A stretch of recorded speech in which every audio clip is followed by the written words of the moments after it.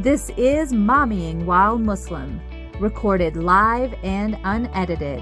Watch as Zeba and Uzma record their podcast, see their reactions, and find out for yourself what all the buzz is about. This episode is brought to you by Guidance Residential, whose fall refinance special is finally here. Not only can you unlock a lower rate to save thousands of dollars over the course of your contract to own your home sooner, you can also receive $500 towards your appraisal fee. Visit Guidance Residential on Facebook or at Guidance Residential on Instagram today.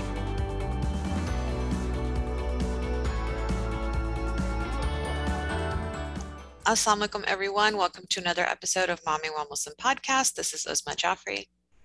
This is Iep Planning. I am recording in bed, my pseudo bed this week, and probably next week too, because I think we have Uzma's like a slave driver, girls and ladies and gentlemen. She's like, I don't care if you just got out of surgery. We have work to do. Don't be a cream puff. In changing the world. So get up and put a face on and let's get to it. No time for lady problems. No, girl. In my defense, like I just realized too the calendar issue, and I don't block off the calendar. I block off the calendar, and I thought today was September 30th. It's actually October 1st, guys. Already crazy. Who the heck knew? So I normally block off the calendar, so it's not Uzma's fault. I am just joking, but you probably are hearing a little bit in my voice because my vocal cords are irritated. And this is how my week has gone. I have decided to take care of some lady issues that have been plaguing me for over a year. It's the epitome of self-care for mothers. As you know, if something was wrong with your kids, you'd get it done right away. You'd be on top of it. But when you're a mom, you deal with it, you deal with it, you deal with it until you're realizing I'm literally climbing a mountain with like a 30-pound weight on the back of my back, and I cannot do it anymore. So the first couple of days were rough, but you know, my husband, he set up a little office space for me in our nest. We call it our nest, which is in our little sitting room in our bedroom, which actually is a default sleeping room for any of my kids, including my 18-year-old, who sometimes will come and sleep in here when they need some extra care. Because my number one rule is don't wake mama up, but you're always allowed to come in our room and feel closeness to us. So we call it the nest. So the nest is mine. I have claimed it for this week as I recover. But, you know, this is something for all the people that have sent us messages. And I think poor Uzma was being harassed and all that. Like, I am fine. I'm on the road to recovery, but it definitely puts things into perspective. I saw a quote the other day that said, you know, moms would die for their kids, but would you actually live for them? And this is when I realized I have to live for my kids. And I have to live my best life for them. Because yes, I'd step in front of a car, I'd step in front of a bullet, I'd step in front of a train. But to take care of your basic health needs, I realized I wasn't doing that. And so now, today, October 1st, marks that journey so that I can live for my children, which is what we're doing for all of the people here. And I want you guys to do that as well. So enough about me. Uzma, please tell me what you've been doing other than sending me amazing edible arrangements that you can't eat. That I can't eat, but my children are loving Auntie Uzma right now.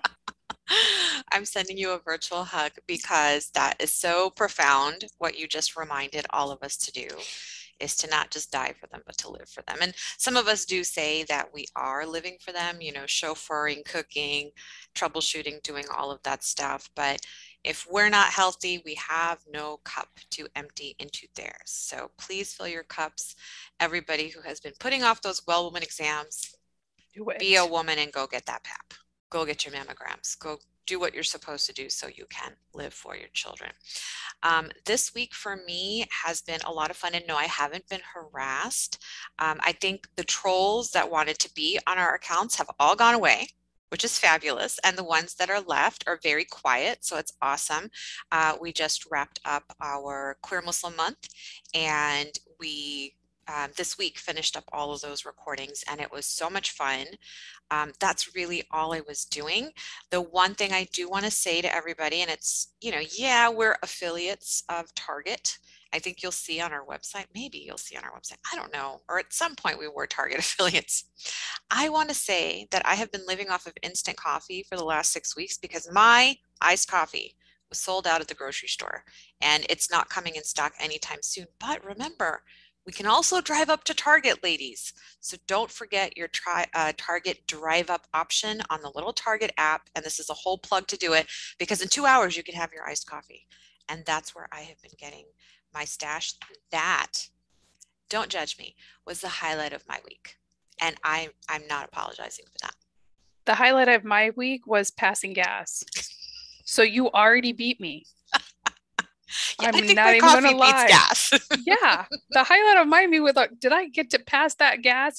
Everybody knows what that is. So your instant coffee, I am living vicariously through you. I love it. Yeah, and I can't wait till you can have iced coffee again. So you ready for our soapbox?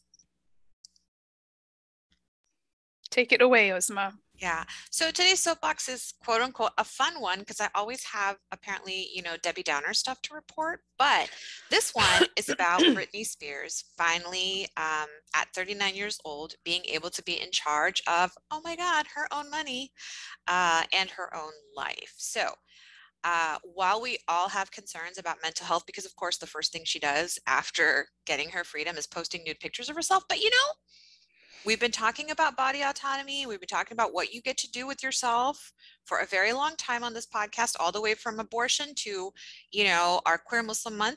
You do you, boo, So that's fine. We're not going to make any kind of value judgments on nude pictures. But, for those of you who know, since for the last 13 years, her father, who was estranged from their family for a really long time, and when she was becoming a star, was not involved. Her mom kind of ran the show and was Britney's so-called sidekick manager for all those years. But when she had her, mental breakdown, very public mental breakdown, her dad gained that conservatorship. Now, the things that I want to ask are, when is female autonomy more female autonomy and prevention of exploitation of women's bodies and anything that has to do with them, what they earn, what they produce, if they're creators, how is that more important than mental health? Because now that her dad, for a long time now, I think since 2019, he's stepped down his conservatorship, still maintained her money, her $60 million fortune. But not, there was somebody legally appointed to act as the conservator. He was kind of making sure she was taking medication. He was making sure that she was okay. He was kind of like her, he had mental health guardianship as well. And that's really, really important for some people who are mentally ill and independent and may come off of their medications or may get out of therapy, and, bad things can happen. And we all saw that publicly happen to Britney. And kids were involved. So that was even more tragic, right? So is the risk of her mental health declining more important than her autonomy and financial independence? And I think that that's important to weigh out. Obviously, the most important person to weigh this out is Britney and her immediate circle, which it looks like now is going to be her boyfriend, maybe her sister and mom. But for us, when I'm looking at this case, first, I was looking at it as, oh, it's so frivolous. And why is America worrying about this instead of like bigger deals like the influx of refugees that we have to take care of and the wars we have to continue stopping and Guantanamo Bay that we have to close and, all of these things that we have to do. And it's Friday. So hashtag I am Afia, releasing Afia Siddiqui. Look that up on our posts today. But then I started looking at, it's been 13 years that this woman has gotten an allowance every week, even though she earns millions of dollars a month, basically. And her dad legally is entitled. So our justice system allowed him to get $18,000 a month plus percentages of all of her tours. So when a tour is making $130 million and you're getting even 2% or 3% of that, a buku load of money, considering all you have to do is sit at home. And reportedly, staff had said that he was drinking, belligerent, screaming. And the reason why he had to step down in 2019 as conservator was because there was a fight with their 13-year-old son. And although no charges were pressed, it's like grandpa beating up the grandkid. It's not good optics, right? So then I started, as a medical doctor, I'm worried about her mental health, but I think I'm a woman and a mom first. And to me, it's always going to be important that my daughter, as an adult, gets to decide what she does with her body. And as long as she is decisional, which means she is capable of making decisions, that means that she's able to understand what the consequences are of bad decisions and the consequences are of good decisions, so positive and negative consequences. If she's able to do that, then I don't get to say what she does. And this is breaking a huge cycle, right? Because we were not raised like that as Americans, second generation Americans in this country. We did not get choices. So I think it's more important for us to provide choices to our children and honor them. Obviously, make sure that they're physically safe, that they're mentally healthy, emotionally well, to be there for them, but not to, talk out of two sides of our mouth. The exploitation of any people, men, women, or children, is absolutely vile and awful.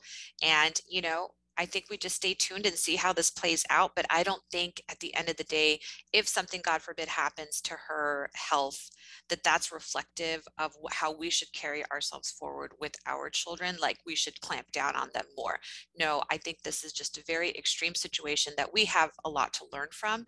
And no, I'm not a fan of Britney Spears. I never have been. But in this case, I think the whole Free Britney thing, I am behind it. So that's our soapbox for today.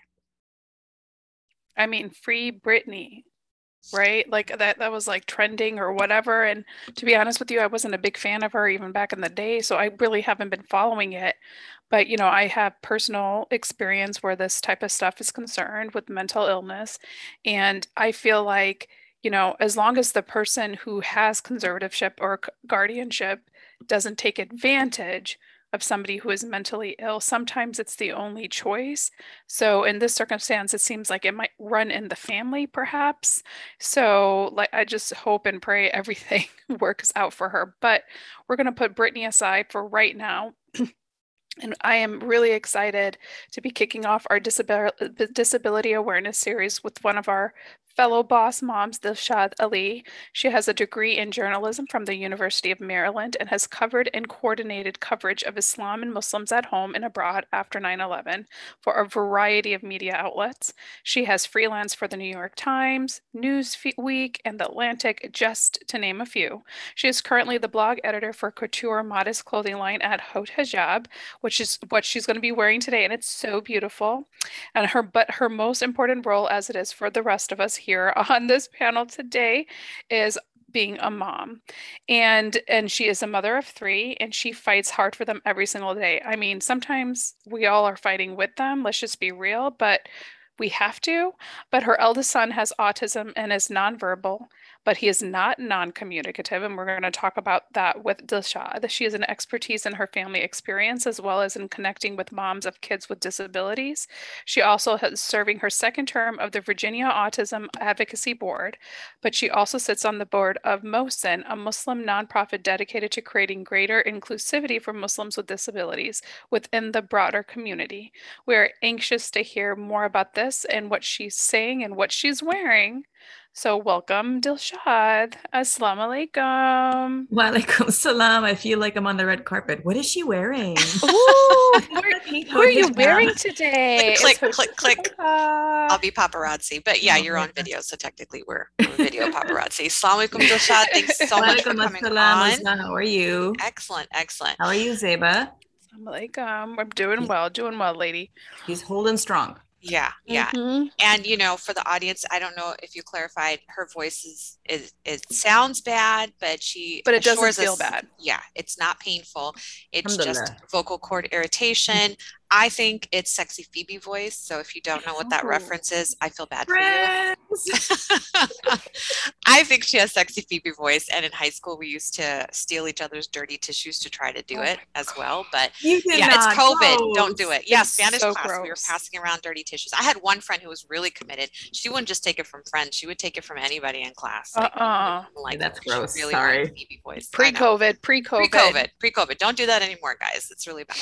So, Dilshad, welcome. We usually kick off by having our guests tell us a little bit about their mom story, which is usually whatever you're comfortable sharing about your journey to motherhood, your kids, and your momming philosophy.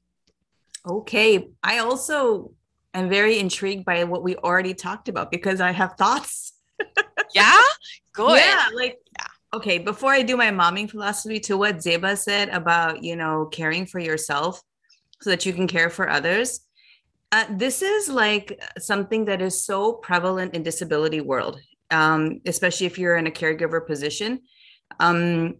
If you are not taking care of yourself, if you're not, and we're talking not just about getting, your annual physicals and get your mammogram, we're talking about exercise, eating properly, like making an active effort to have a long life in which you're mobile and you're healthy and you're not crippled by back pain or something. It's very important because especially if in your position of caregiving, especially, or supporting someone in your life who needs you for the long haul, then you better be healthy. You better damn well be healthy, right?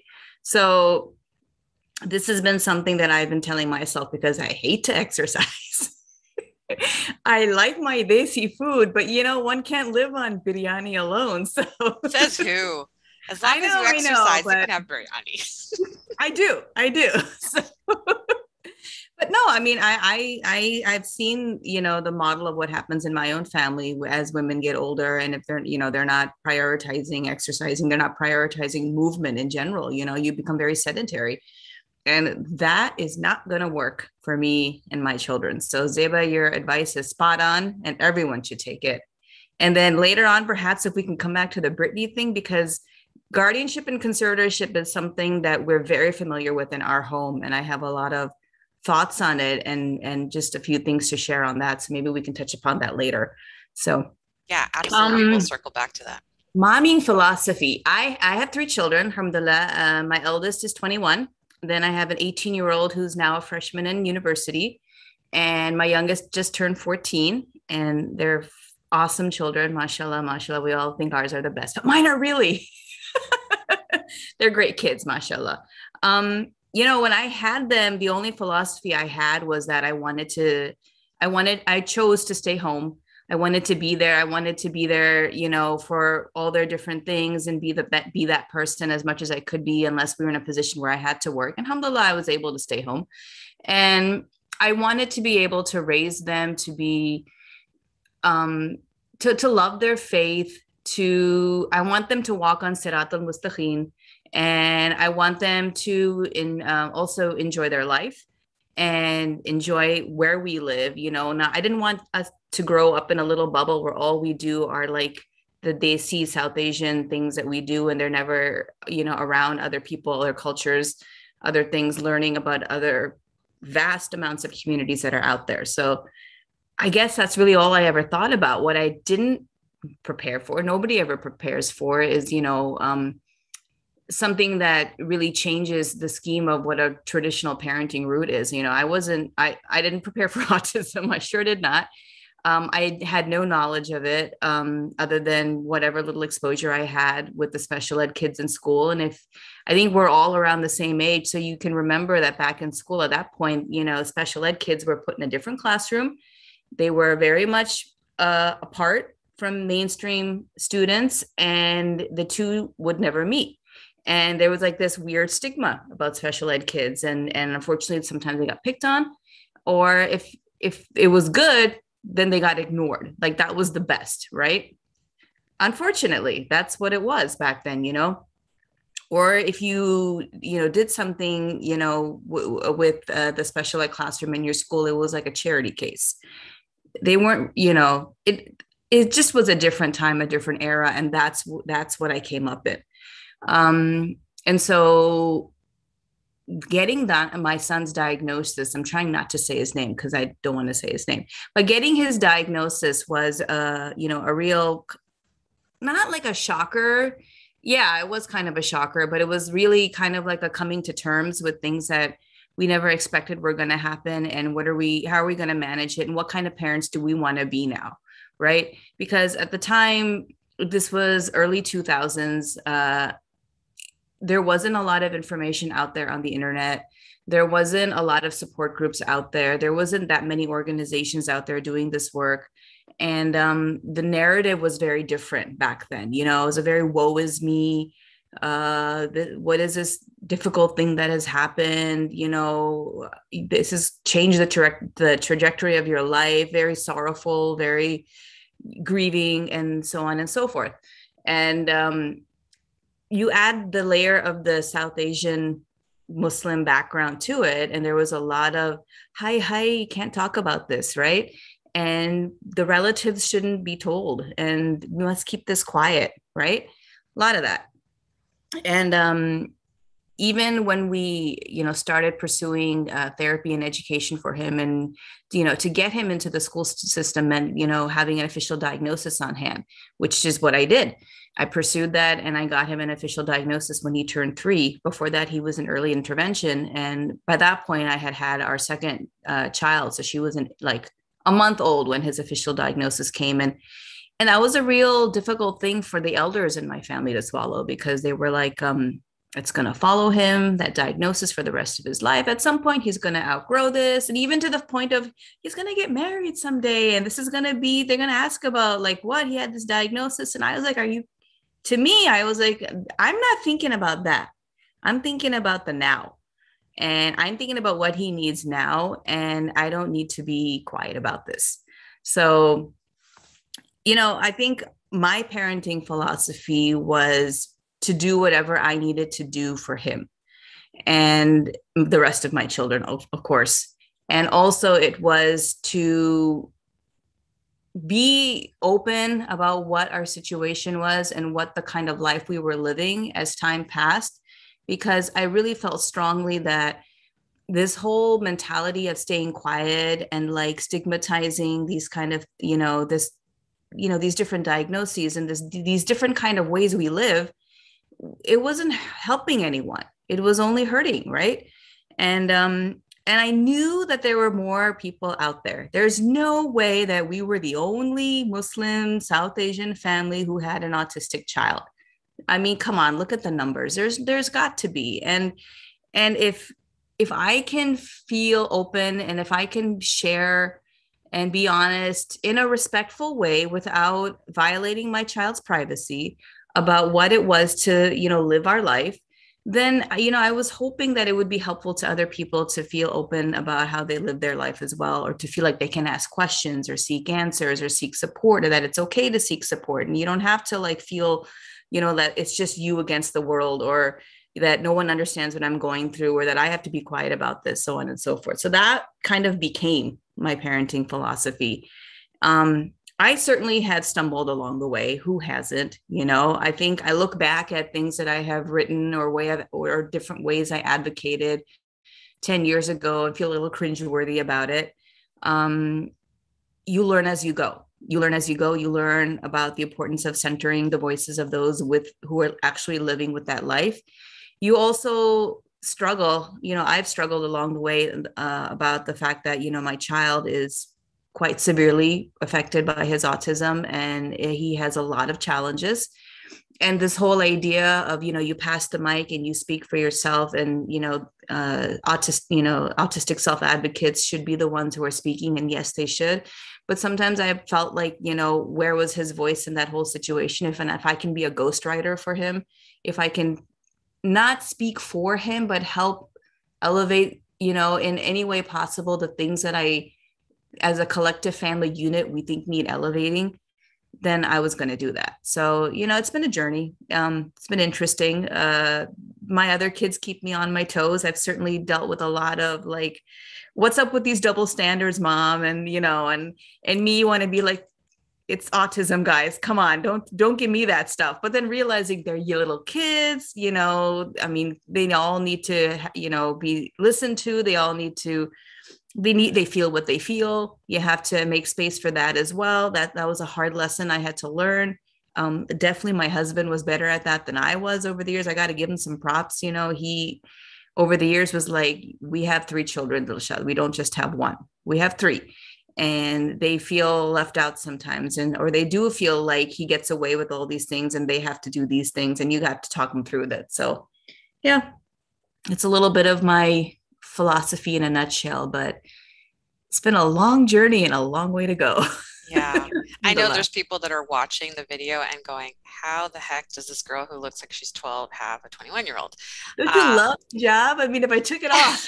I know. We all look younger with the hijab. We all look younger with it. And arguably, you still look pretty young without it. I was 13 when I got married. What are you talking about? No, I was not. We have a large non-Muslim audience, so don't say that. I was not. I had my college degree, okay? Yeah. Tongue in cheek, but for the benefit of that audience, when you had earlier talked about Sirat al-Mustaqim, that means it's the straight path that Muslims are many, many times requesting from God in their ritual prayers to remain on the straight path towards Him. I think it's really great that you broke that cultural norm, which is sweep it under the rug, pretend it doesn't exist. We love pretending problems don't exist, especially arguably not just in subcontinental Muslims, in all Muslim places all over the world, all over the Muslim world, we're not good at talking about the elephant in the room. And I know in my experience growing up, now that you mention it, was it charity? Was it performance? Back in middle school, we had all those clubs that we joined in middle school, right? So we had Helping Us Grow Through Service and Smiles. And for some reason, I signed up because I wanted to get to school early. I didn't want to ride the bus. I didn't want to ride the bus. Yeah, of course not. There was a complete agenda on it. But if you volunteered with them, then you would go early, meet the special bus for the disabled kids, get them off the bus, get them into their classroom. And then at the end of the day, you could get out of class 15 minutes early to go help them get on their bus. And during the day, if you ever finished your work early, you could tell your teacher, hey, I want to go visit my Hugs partners, and they would let you go. And then our job was just to play with them in their room, because I don't know much about special education and what kind of curriculum they were using at that time. It just seemed like daycare. With all the personal care that they were providing, a lot of hygiene stuff. And we would just try to play. And a lot of those kids were nonverbal. A lot of them had complex medical issues. And I remember when one died, and we all got to attend her funeral. And it was really devastating. So much so, I think a couple of kids needed counseling, and then the club went away. So I was like, well, it was something, but now that you're saying was it a charity thing? And I'm thinking now, I had an agenda. I just wanted to get to school early. I wanted to get out of class early. But it was meaningful at the time. Like, I learned a lot and I experienced a lot that I wasn't able to get out of our own community, because we could see that there were members of our community who were not able to do the things that we were able to do, but we were never allowed to ask about it. And our moms certainly weren't asking about it, because, oh no, we don't talk about that. We don't talk about that. Because if you speak it, it will happen to you. Yeah, if you name it, right? Yeah, if you give it a name, it will be true and it will come back to you. Now, I can't say that that's 100% false, but I'm pretty sure it's 99% false. Disabilities are not contagious. And you mentioned that your son was diagnosed at 3 years old, which is typically when we can do that. We can diagnose autism. It's sometimes earlier, but can you tell us, what happened before the diagnosis, when you knew that something was not right, and what that process would look like? So again, you have to understand that this was all coming to fruition in the early 2000s. So he's born in 2000, right? It's 2021 and he's 21. He's born in 2000. So the awareness and the conversations around this are much less. I'm a little surprised at myself that I knew the word autism. Like I must have read it somewhere. I knew some of the characteristic or the markers, that people looked for back then, which was perceptive behavior or some hand flapping perhaps, or, some sort of OCD stuff, lining your cars up, not pointing, not making eye contact. I knew these things. And I think about this, like, where did I know that from? How did I know those things? Where had I read about this that I knew those things? Because, so my son, he was the pregnancy was a difficult one that I had, and he was born premature, and but not so much that he couldn't come home with me from the hospital. It was about a month premature. Came home, and his first year went pretty fine.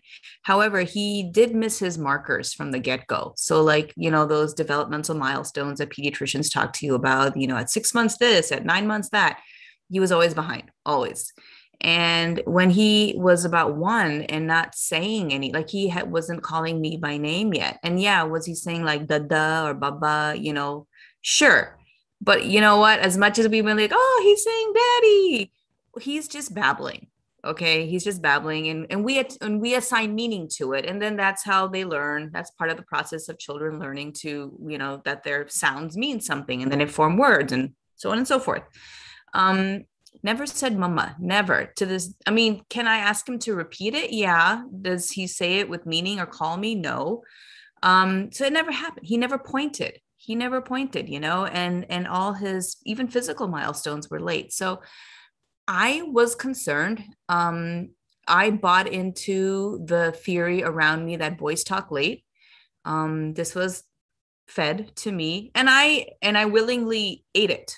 So I'm not going to blame, the elders and people around me who were like, I was going to launch into Urdu, but we'll keep it to English, who said that boys talk late, right? Yeah. They talk, anyways, so-and-so son, when he was 2, he started talking in full sentences and so on and so forth. And I think we all wanted to buy it. We all wanted to eat it. So, like, the daddies and the nannies, the grandmas and grandpas in my family, they wanted to eat it. I wanted to eat it. We all wanted to. So we did. But as time passed, now he's like close to 18 months and stuff, and he's still not pointing, and he's still not really talking. He has got some words, a few, but like he's still not even saying mama. And he has certain behaviors that, I have kids, I have other, at this time we're living in New York. Let me backtrack. We're living in New York. My husband's doing his residency. We're newly married. Like, I had, or how I said his name. That's okay. I had him. We can edit it out if you want. Sure. Thanks. I had my son, within a year and a couple months of being married. Classic, right? And that's what happened. And, that's what happens when you get married at 13, Dilshad. I know, right? You don't know what you're doing. Anyways, I had him pretty quick. We don't have the sex talk. Let's just be real. And we don't know that sex leads to babies. And we're like, what the heck? Why am I a mom now? I just got married. But that's a whole nother podcast that we're going to have to bring out and start talking about. But I totally hear you. Yeah. So he came early, or he came quick. And my husband's doing his residency. I'm with a baby now. And we're living in New York in an apartment building where all the people there are residents, fellows, affiliated with the hospital, right? So there's a whole group of residents around us who are Muslim from different countries, Pakistan, India, Jordan, many countries. I can't even think about it right now. And a lot of us are in the same position of they're either bachelors or they're young married couples, and young married couples having children. So long story short, there's a lot of little kids in that building. And so I'm now comparing my son, or looking around saying, something's off. He's really not doing this, she's doing that, and she's doing that, and he's doing that, and my kid's not, right? And my husband is very busy with his residency and unavailable most of the time. So I'm doing a sort of pseudo single parenting at this point. And I bring it up. I'm like, there's something off. We need to, talk to the pediatrician. We need to do something. I think he needs some therapy. And so we agree, but we agree to keep it on the down low.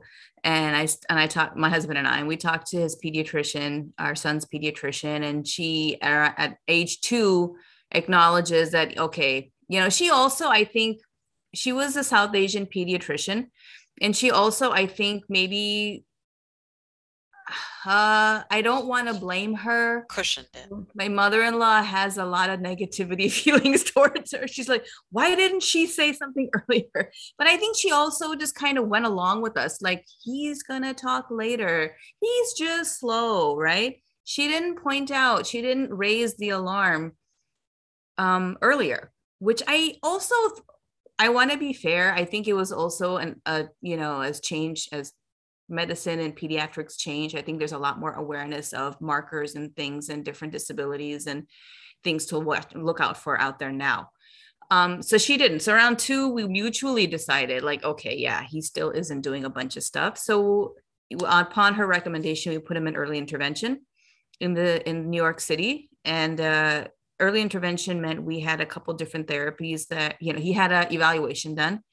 And then he had speech therapy that used to come to our apartment. He had a therapist who worked on play therapy, which is literally teaching how to play with toys appropriately, instead of just stacking blocks, but actually building things and mimicking different structures. And instead of just lining cars up, let's vroom, vroom, vroom, vroom, vroom, and go around the track, right? Like, actually play therapy. And this all kind of blew my mind. Like, what is this, right? So year 2 to 3 goes like that. And between the time that he was 6 months old to the time that he was 2.5 or so, there was a time when my in-laws have always spent a lot of time, and we all lived together. We've lived together for many years now, but back then they would, like, my mother-in-law would come from India for 6 months, and then she would go back. And so she was with us for the beginning part after he was born. And then once he was 6-7 months old, she went back, and then they were there in India for like 1.5 2 years before they came again. So I'm pursuing all these things while they're not there. And when she comes back, when the next time she's coming back is now I'm pregnant with my daughter and getting ready to give birth to her. So she comes back, and I told my husband, I said, okay, well, we need to, like, fess up to everyone now. We need to bring everyone in on the fold. And I said, we need to go through, he needs to be officially diagnosed, because we all know now that, I'm pretty sure it's autism. And my husband's like, he kind of didn't say much about it. I think he didn't want to believe it, honestly. Didn't want to believe it. Was very busy. I mean, no blame upon him. Residency kicks your butt, and just was drowning in all that stuff, right? And I said, look, Dadima's coming back. Your mom's coming back. And she's a very much of a matriarchal figure of the family, right? Like, raising children and the home and the hearth are her lifeblood. I also, sure, we're all mommies and this and that, but I'm a journalist. I have a career. I have other interests as well, but this is her thing. And, and this is her first grandchild, right? This is the pota. This is the son of the son. And he's her only son. And now this is the son of the son. And this is going to be difficult. And she comes back, and I talk them through it. And I include her in pursuing, the official diagnosis. And I bring her to the appointments with me, because I don't want anyone to deny this, and I want her there with me. And I don't want anyone to come back and say to me that I didn't hide, or I didn't, like, share the information, or I hid something, or this was some American parenting that I was worried about so many things, guys, so many things. And in retrospect, I didn't need to, because my in-laws are freaking awesome and have been supportive every step of the way. But, like, we were all stumbling through the dark back then. We literally were stumbling through the dark, and we were grieving, and we were trying to figure things out. Right. And so, yeah, so we came through that. That was there's a couple periods in my parenting life that were, like, the most difficult and then the most dark. And that was one of them. And I want to say this to the autism world out there. I don't mean to say that it's dark, like it was such a, terrible, awful, like, autism sucks. I don't mean it like that. But if you can just put yourself in my shoes, back in 2003, not knowing anything, newly married, arranged marriage, all that stuff, right? And it was scary. It was hard. And what's going on with my kid? he doesn't even say mom, like what's going on? And now I have another baby too. I've brought another life into this world. What have I done? Right. So yeah, it was difficult. And that was hard. Year 2 to 4, early intervention. And then I was pregnant during that time. And then year 3 to 4, when he transitioned to an autism school in New York City, and everyone was kind of coming to terms with it. And I had a newborn, and God, I always tell my daughter this. I tell her, I said, you know what? You were, of the 3 of them, I don't mind saying this, you were the best baby. You were the best baby. You were the easiest pregnancy. You were the easiest baby. You were just love and light. And all I could do that year was think about your brother. And I just regret it so much. Like, she was the best. And I was just obsessed and caught up with her brother and his diagnosis, and like trying to figure this out. Right. And I was like, man, I wish I could have had that first year of your life back. Because she was the best. She really was. I think with all of our kids, we wish, I know, like with my 13 and 12-year-old, I'm like, I wish there was some do-over, but inshallah, in heaven, we'll make it up to them. Yeah. It's all good. It's okay. We have multiple chances every single day to redo it. That's what we fail to recognize as moms, is just because something didn't work yesterday doesn't mean it's not going to work today. And that's what we should probably focus on. And your daughter was exactly who you needed. Oh my God, at the time you needed her, right? And so what a blessing that God gave you in both of your children, because she gave you the opportunity to kind of, she probably brought a sense of calm. Like you said, she was your love and light. She kind of got you through that difficult time. And it's difficult not because you're regretting anything or you think it's a negative thing. It's difficult because it was the unknown. And when moms are going through this limbo period of the unknown, and this goes with everything, like Uzma with her daughter, when she had her issues, with my son, when I had my issues, when you're going through this limbo, when you have an ill child, or in your case, that's not quote unquote what people you were expecting, right? The loss of what you thought you were going to have. You're in this limbo period while you're figuring it out. You don't regret the child you have. You never do. But you do on some level start thinking like, okay, all those expectations, all those things that I had for this baby, I'm going to have to back up, and now I'm going to have to set up new expectations and new things. And by the way, that's also a gift. So, I would like to know, because I follow your journey on Facebook, and I love seeing the interaction between all of you guys. It's one of my things that I truly enjoy, because you never do, you're very real. You never do try to make it seem like it's, like sugar coated, but there are these moments of like pure joy that you can kind of see that kind of peeks out. What is a day for you really truly like for somebody that has a nonverbal, non-communicative, because we're talking about a spectrum, right? And your son is probably more on the left side of the spectrum. I'm still trying to learn that, where he is not going to be able to live on his own.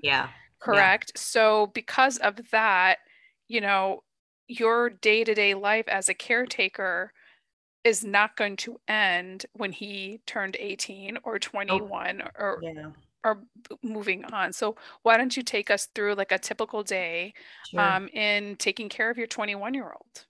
So, and to backtrack a little bit off that, I think it's important to say, earlier on, I talked about how a lot of times in the beginning, when a parent will receive this diagnosis, it can be this really difficult time for them. And sometimes in the autism community, there's a lot of resentment of that, because, it doesn't have to be, it's not the end of your life kind of a diagnosis kind of a thing. It can be so many things, right? And there are people on the spectrum who, self-advocates and who go on and do, A to Z, so many different things with their life. And they are really proud of themselves as they are who they are. They don't regret their autism. They don't, wish it away.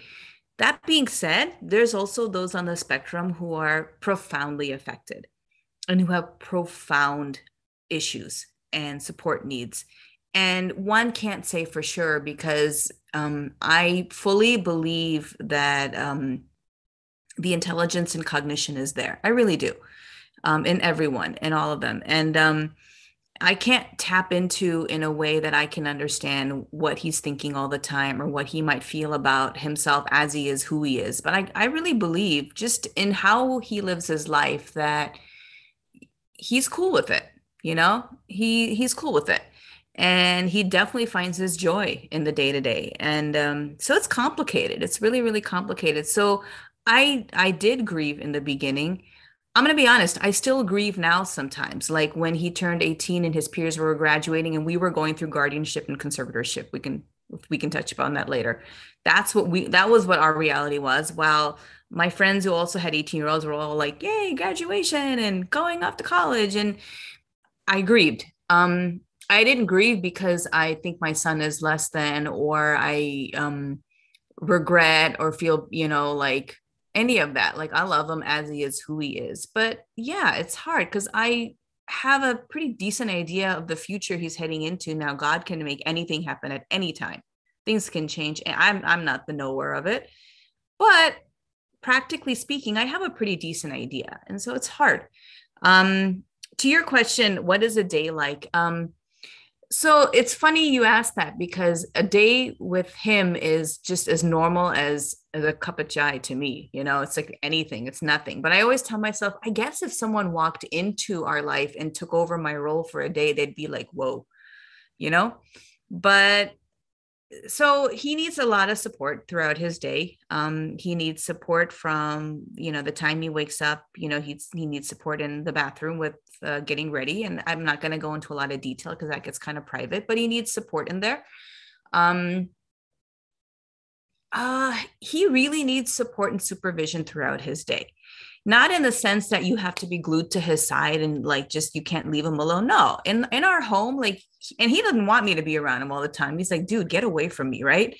So like, he can be downstairs and I'm upstairs and no problem. He can be hanging out in his room and I'm downstairs in the kitchen cooking, no problem. He, in that way, he can have like that space and independence that any, young man would want. Right.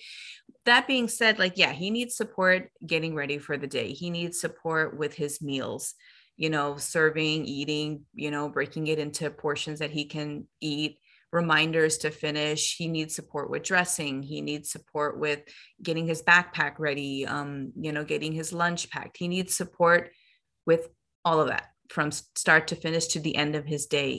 There's meds and supplements, that have to be administered and I handle that, or his dad, handles that.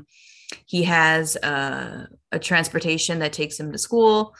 For COVID, he was home for how many months? 15 months he was home. It was really tough. It was really, really tough. But on a regular day when he's going to school, he goes to school in the morning. He has an IEP in place. He has a team that works with him. He gets speech, he gets OT. He also gets extra OT outside of school. OT is occupational therapy and speech therapy. And he gets vision therapy because he has vision damage in his right eye from self-injury. We support him and help him manage a lot of different things, anxiety issues.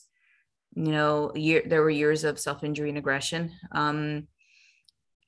just a lot of different things. So from morning to night. Yeah. So I don't know. It's hard for me to give a lot of details because I feel like I'm just going to be saying a lot of stuff about him that he probably would never want me to share in the first place. But what I can say is from beginning to end, he needs to be supported. Within that, he has his independence to, choose what he wants to do, go where he wants to go in our house. I can't, he's not the kind of guy where he can just go out with his friends, Does he even have friends? That's another question, right? Thank God for his brother and sister. He does have some friends, but like, thank God for his brother and sister. Like they're just they're a real tight unit. And we have just changed our life around that. I don't know a life where like on a Friday night, I'm like, yeah, let's go to Cold Stone and get ice cream. No, it's let's go to Cold Stone. But I think D, doesn't like to go out at night because he has some sort of nighttime anxiety issue. So which one of us is going to stay home and the others will take the kids out? Or your sister invited us for dinner he seems to be having an off day, so maybe you all should go, but I'll stay home. Like that's just how we roll all the time, all the time. So there's no like, I shouldn't say no, but there's less spontaneity to how we live, you know, Yeah. Planned, knowing in advance, having an exit strategy, definitely deciding what we want, you know, what we want to do and how we want to do it, where he should be involved. There's a lot of push pull in our family between pushing him to be involved in certain activities or certain family things, and how much of that is beneficial to him and how much of that is for our benefit, right? And sometimes, yeah, it is for our benefit. And like, you know, all of us have kids who don't want to go to things sometimes. You're like, no, you're coming. We're going to go into as a family. So there's a little bit of that. And there's a little bit of, you know, he's not going to get anything out of this and we're going to be stressed. And so it's better that we divide and conquer tonight. So that's how it is. And I think on some level, we can all appreciate like the level of flexibility that requires, but also realize that there is a routine that is necessary for his environment and his success.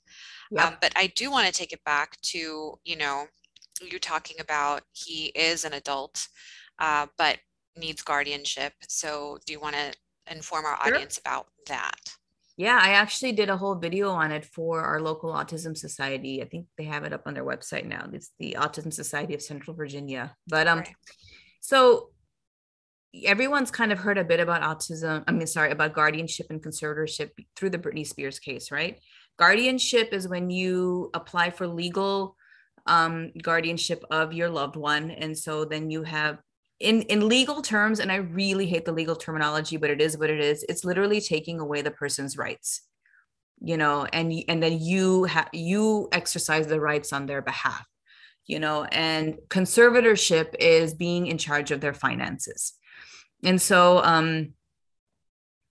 you know, and I think the thing that I really wanted to say when you were doing the soapbox moment was that guardianship and conservatorship is not an all or nothing game.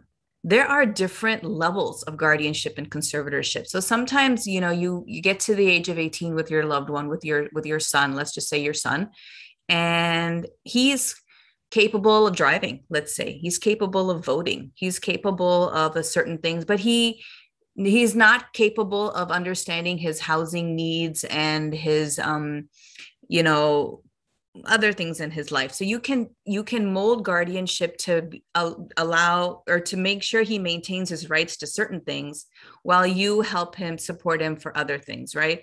Maybe medical visits and anything to do with medical and doctor and health and this and that is something that he's not fully capable of making good decisions for himself or understanding that. So you have guardianship in those areas. Kind of like sometimes parents do a medical power of attorney with their kid when they turn 18, so they can still be involved with medical decision making, even though that, you know, your son or your child is now legally an adult and can kick the parent out of the room, right? Something like that.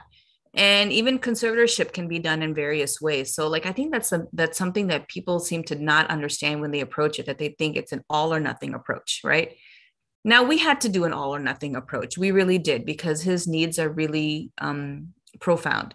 Within the all or nothing approach, I did make sure to maintain that he could have his right to vote, because we, you know, he understands a lot of stuff and we discuss a lot of things in our house, including politics. And so, you know, we do a lot of choice boards, we do a lot of PECs, and, you know, he, you know, will sit and pay, you know, you think he's not paying attention when we're watching presidential debates, but he's really absorbing a lot. And so he and his sister have a really good partnership where she will, you know, put out the choices for the candidates. She'll talk him through, and then she'll be like, all right, which one do you want to vote for? You know, and then we'll do it like 3 times just to make sure we're picking the same person each time. And he has some definite opinions. And in the last presidential election, the primary, his vote was different than his father and my vote, you know, it was. And we always told him, as long as you don't vote Trump, you can stay in this house. You know, I mean, I'm his mom. I'm going to do something, right? Got to draw a line. Right. So, you know, and then sometimes we'll go to the polls and, you know, I'll assist him in voting. Sometimes we do, what is it called? You know, mail-in vote. You know, so like I made sure to maintain that right. So there's different levels that you can do. Like I said, we have total guardianship and conservatorship, and you can amend those things down the line. You know, he could turn 30 and have learned certain things and acquired certain skills, and we feel like, okay, we don't need to be in control of these things anymore. He can be in control of those things himself. But it's still a real tricky, and it's a system that can get abused for sure, and has been many, many times.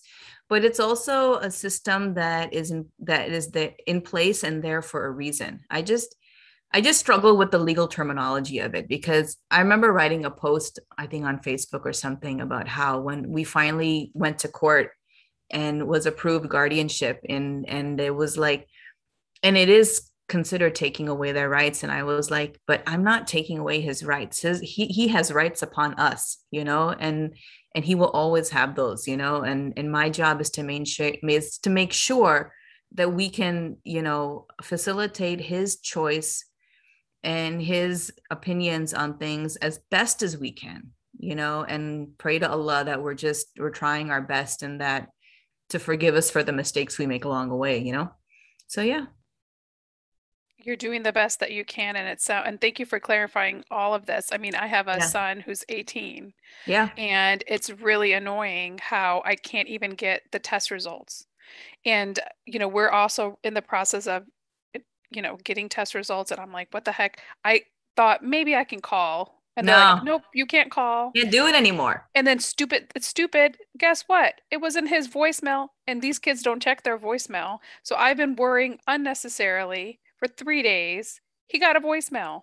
And he's like, oh yeah, they did call 3 days ago. Everything's fine. I'm like, are you kidding me right now? So you have that form signed, you know, with now I have to go. We do for his pediatrician, but now for all the specialists, we have to go and get those forms signed, because guess what? He doesn't want to make the appointments. He doesn't want to get the test results. He wants you to do it. Yeah. He's like, I don't want to, I have zero interest in all of that. But I'm like, guess what? But of course he feels like a little bit of a big man now that he can go without his mom. But, you know, I definitely love hearing the inside of this, because you don't realize how much goes into your everyday. And what warms my heart is the relationship between the siblings, because the reality of the situation is, you know, God forbid, once you're passed, well, it's going to go down to them on some level. And so having that relationship built up from the ground up is definitely needed in our community. But I know you do a lot of good work in the community.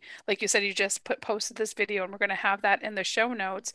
But, you know, in talking about the stigma about children with disabilities or special needs, especially in our community, how have you been able to navigate that? Because, you know, it is in our generation, I feel like, that we're more able to talk about it, be open about it, and we're not ashamed about these things. We're like, this is what it is. This is how I'm going to do it. I love him or her. This is how I'm going to embrace it. And I don't really give two, you know what's about what you think about it. So how have you dealt with some of those people that we find in our mosques and our masjids and things like that, that say those things that are not necessarily the most productive? Right. I'm going to be perfectly honest. I'm not that involved with our mosque community. I'm not. I just never found a place for my son in that community. We certainly, you know, which speaks volumes, by the way. Yeah. We certainly, you know, go to Eid prayers and Jummah prayers and different, you know, events and stuff. I love my masjid, but at the same time, I'm frustrated.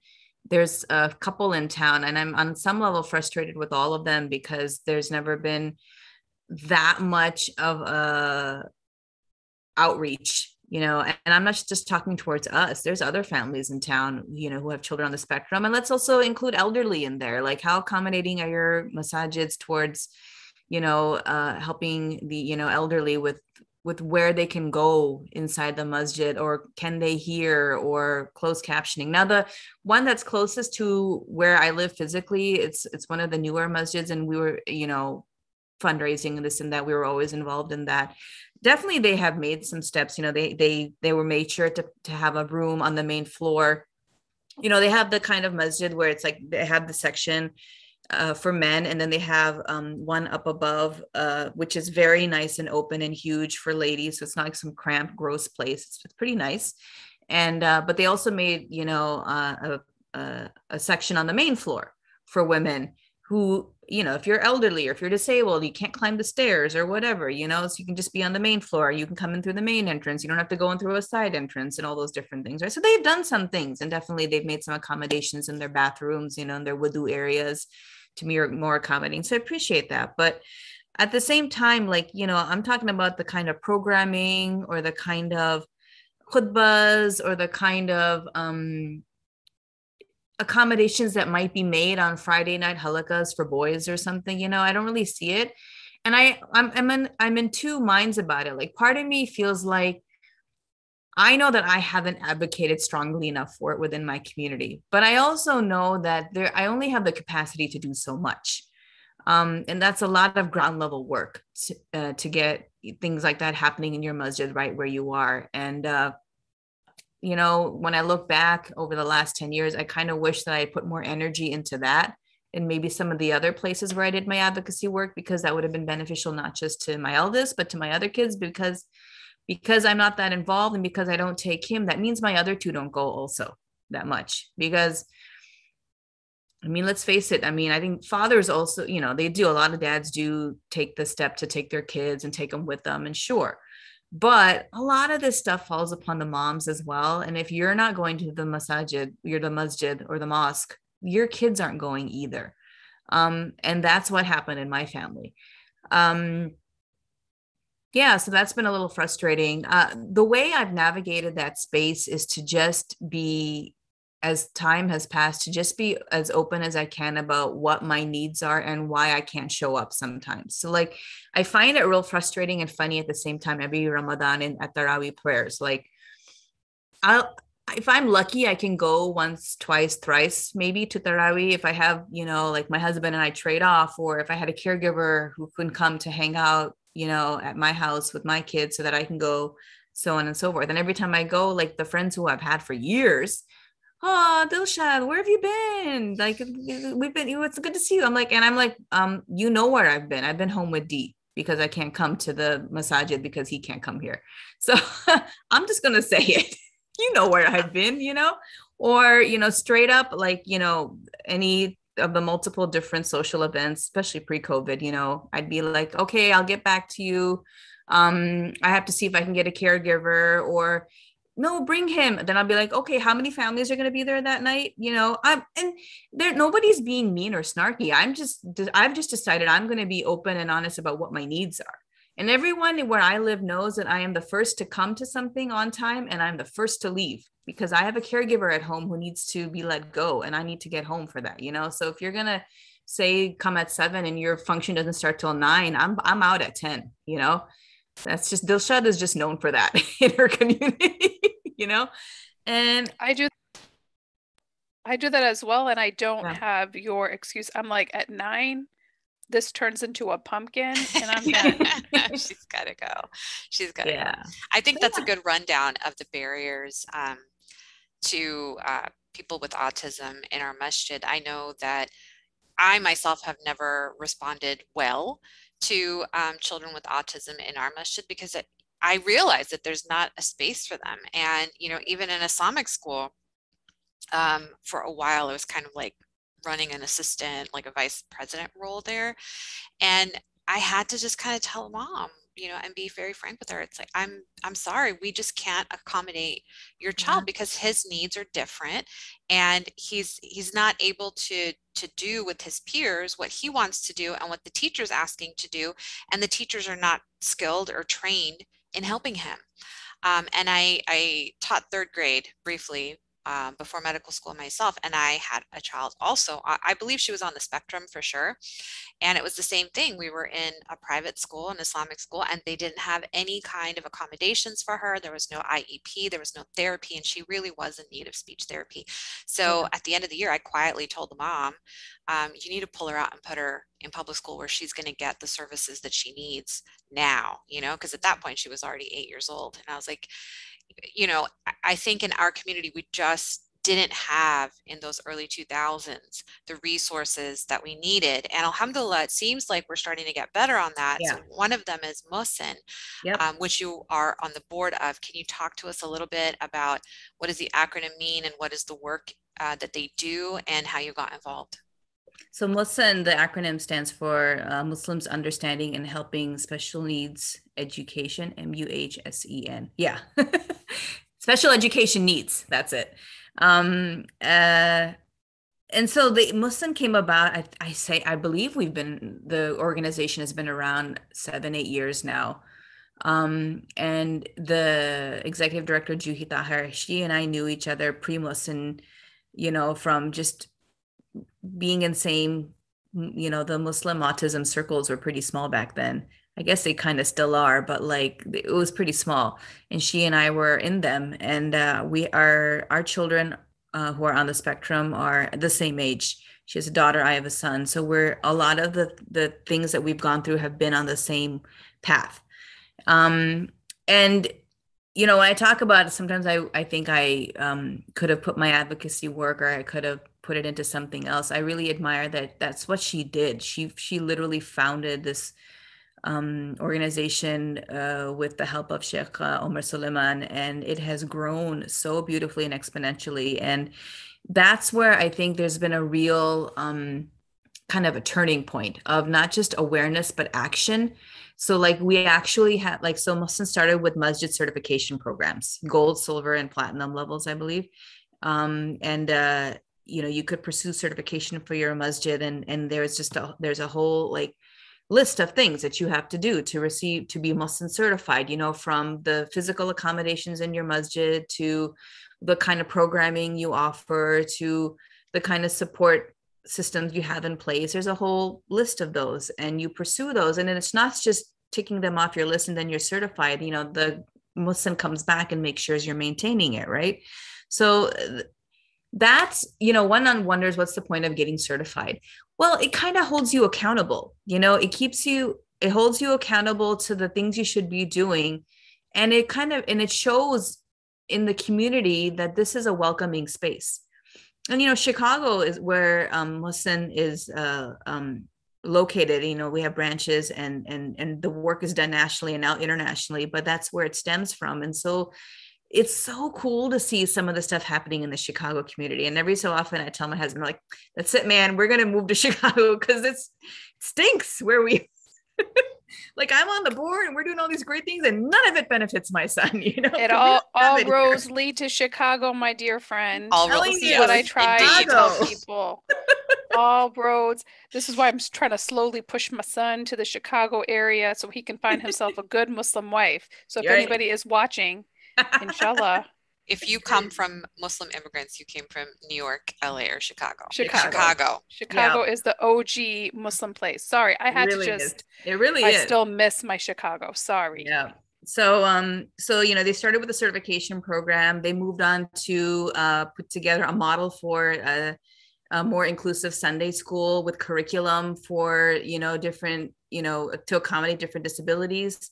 And so they have a weekend school program that is being modeled in different Sunday schools around the country. There's a really great group happening around the Dallas area. It's growing in the DC area and other pockets of the US. And obviously programming, different throughout COVID, it was great because, the support groups and, programming about IEP problems. IEP stands for Individualized Education Plan, which students with different disabilities have in the school system if they can't follow a regular curriculum. So Iep planning, the transition when you turn 18, how does that work? What are the things you have to do when your loved one turns 18? How do you navigate? What's speech and OT and PT? What are these different therapies and how do you navigate that? Support groups for different levels, siblings, parents, those with different disabilities supporting each other, all those things are being done online. So it's been a really great space to see this grow and, from just being the comfortability of being able to talk about things openly and to bring this type of programming and this type of work to our, not just our masajid, but different, Muslim communities and community centers and things like that, and to partner with different organizations and grow that work. And it's been really, really nice to see that happen. And it's just not that stigmatized anymore. I think that's, for me, has been one of the best parts about it. It's just not that stigmatized anymore, and that's where, and it's fine. It's sometimes funny because in autism world, every April when Autism Awareness Month comes along, there's a lot of push against, why are we still talking about autism awareness? I mean, we're way past awareness, and let's talk about our actionable items. Let's talk about acceptance and those things. Whereas I would say in Muslim and in various subcultures, South Asian, Middle Eastern, various subcultures, we're still coming through awareness still. And so it's been good to see how exponentially that has grown and to be a part of that. Alhamdulillah. Muhsen has just started their first adult day support program. And we are talking, and we're talking, and we've been like talking and visiting different, more like not group home, but more other communities where, people with disability can live and also be part of day support programs and all, and that kind of a situation as well. These are long-term plans we think about, because that's what I think about, like, where's my boy gonna live, what's how long are we all gonna live together? It's hard to say these things, but my husband and I really think about, at some point we need to transition him elsewhere, because I would rather him transition to a different place or a different type while you're of there, living while I'm still alive, and while I can still actively like make sure that, where he is and who he's living with, that he's, protected, it's dignified, he's respected, he, is doing the things that he wants to do, and that's all in place under my supervision before I go, so that his siblings can take over later on, right? So, these are all the different things that Muhsen is working on, and I just need to be in Chicago, so I need to be part of all this stuff. We'll go to Chicago in our retirement years together, with or without our husbands, because I might have to leave my husband behind to get there. But, I want to say personally, because we've gotten to know you pretty intimately the last couple of months, and Well Muslim has jumped on board with Hod Hijab, and we love you. We love your story. We love everything that you're doing. But another way we want to get to know you, because, you're always telling the story of your son or your children, but we want to get to know you right now. And Uzma is going to set a timer for 1 minute. And I'm going to rapid fire. Are you ready for this? And I always start off with this. What is the book that you're currently reading right now? I'm reading, it's right here. It's called Homeland Elegies. Oh, I just read that. Amazing book. What is the first concert you attended? Oh my God, Richard Marx. In like 7th grade, 6th grade. You're You're supposed to lie on that one. No, I'm not gonna lie. Don't lie. Tell her the truth. Tell her the truth. I was the night caller, okay? Oh, and she won. You're a journalist. What is your favorite word? I don't have a favorite word. Oh, I like all the words. I love all the words. That is a favorite word. What is your most used emoji? And it can be the poop emoji, which has been mine for the last. No, it's the one that dates you as being old. It's the laughing while crying emoji. Oh, that one, yeah. Or the side one. Okay. Yeah. If you could change your name to anything in the world, what would it be? I like my daughter's name. Well, I'm not going to say her name either, but I like her name. That's why I picked it for her. That? I love that. Okay, awesome. But we love everything that you're doing, and thank you, Dilshad, for kicking off this very informative, much needed series for our community. So I'm hoping everybody is watching this and go, and we'll meet in Chicago for the Muhsen, inshallah. But you're in Virginia. I should just come and meet you in Virginia first before we cross. There's a lot of stuff happening in the Nova DC area too. Yeah, so that's true. I can just move a couple hours. There's a house for sale down the street. I'm just saying. Book it. Come on down. We would love to have you. Awesome. Thank you. We learned a lot today. And again, considering how much work you do outside of the home, like, you're running 2 full-time jobs at home. So we salute you and the invisible load of motherhood that you're carrying. And, if people have any questions or want to contact you, are you available? And if so, where should they contact you? I put my social media handles in the information I gave you, so I guess you're going to share that out. Yeah. And yeah, you can. The majority of people don't read our notes. I am on Twitter at Dilsha D Ali. It's the same handle for Instagram. I'm not that active on Instagram, but it's there.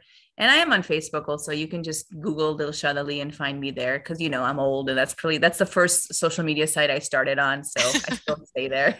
Yeah, all of us. And then your blog page is at Muslim Next Door.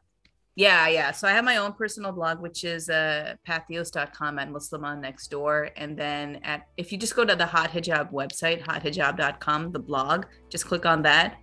I got my fingers all over that. That's her other baby. That's the one that pays the bills. That's awesome.